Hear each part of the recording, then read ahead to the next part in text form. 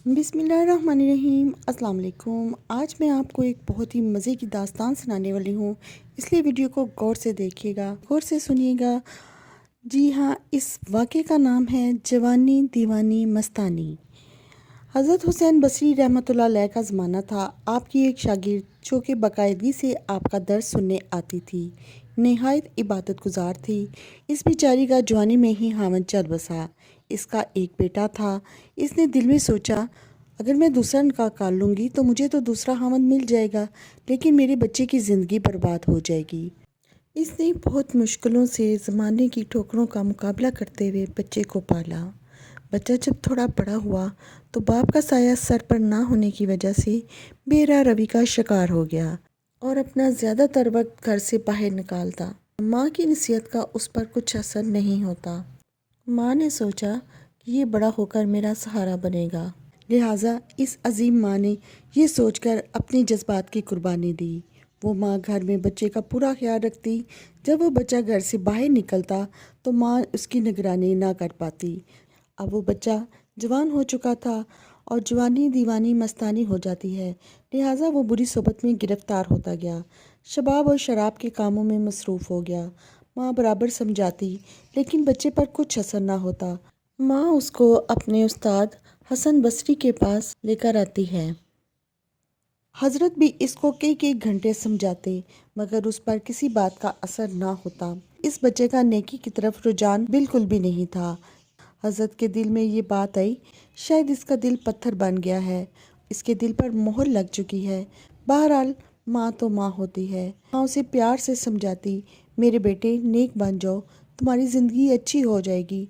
कई साल बुरे कामों में लगकर इसने अपनी दौलत के साथ साथ अपनी सेहत और अपनी जवानी भी बर्बाद कर ली। इसके जिस्म में लाइलाज बीमारियां पैदा हो गईं।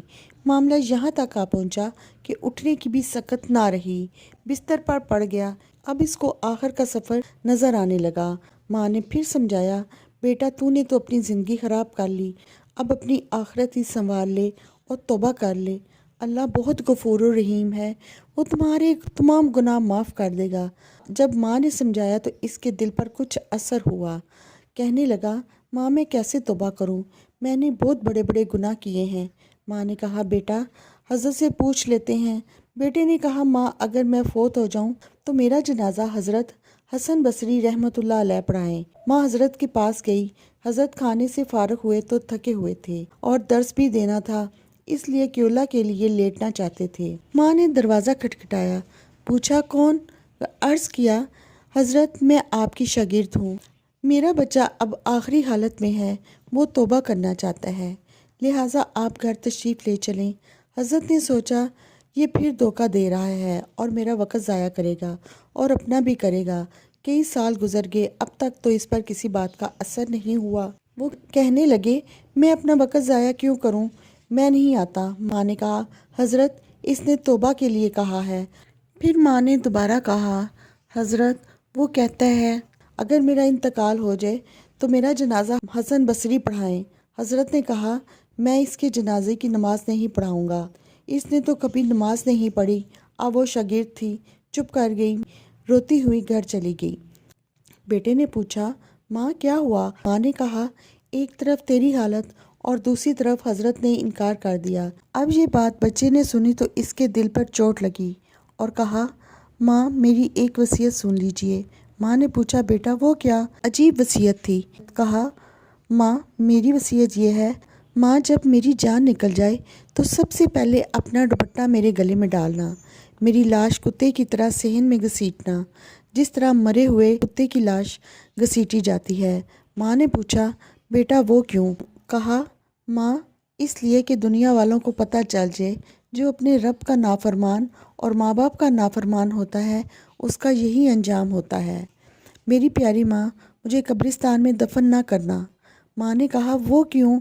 कहा, माँ मुझे इसी सहन में दफन कर देना, ऐसा ना हो कि मेरे गुनाहों की वजह से कब्रिस्तान के मुर्दों को तकलीफ़ पहुँचे। इस वक्त नौजवान ने टूटे दिल से आजिज़ी के साथ ये बात कही तो मेरे रहीम और करीम परवरदिगार को इसकी ये बात इतनी अच्छी लगी कि रूह कब्ज़ हो गई। अभी रूह निकली ही थी, माँ आंखें बंद कर रही थी, दरवाजे पर दस्तक हुई।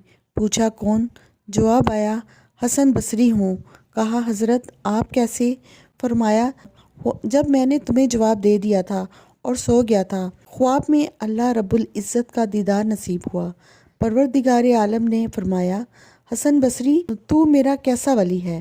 میرے ایک ولی کا جنازہ پڑھنے سے انکار کر رہا ہے۔ میں سمجھ گیا کہ اللہ نے تیرے بیٹے کی توبہ قبول کر لی۔ تیرے بیٹے کی نماز جنازہ پڑھانے کے لیے حسن بصری کھڑے ہیں۔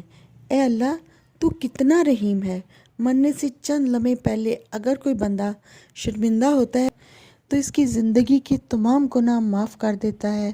کتنا رحیم ہے میرا رب۔ میری اللہ تعالیٰ سے دعا ہے کہ اللہ پاک ہم سب کی توبہ قبول فرما اور ہم سب کو بخش دے اور ہمارا خاتمہ ایمان پر کرنا۔ آمین ثم آمین۔